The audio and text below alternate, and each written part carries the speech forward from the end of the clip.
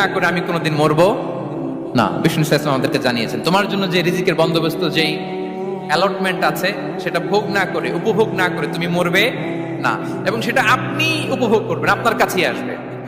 ধরুন আপনারা যে ফল আমেরিকাতে খান, এটা কি আমেরিকায় চাষ হয় ফল, নাকি কানাডা মেক্সিকো থেকে আসে?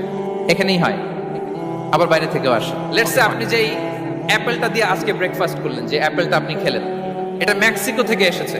ওই অ্যাপেলটা যখন কুড়ি অবস্থায় ছিল, মুকুল অবস্থায় ছিল, তখনই ওটার মধ্যে আপনার নাম লেখা।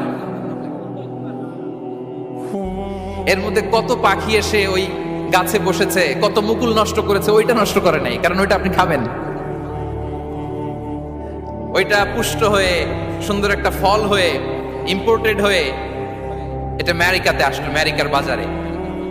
অনেক মানুষ ওই ফলটা সুপার মার্কেটে যে ধরে চড়ে নেড়ে আবার রেখে দিয়ে চলে গেছে, নেয় নেই।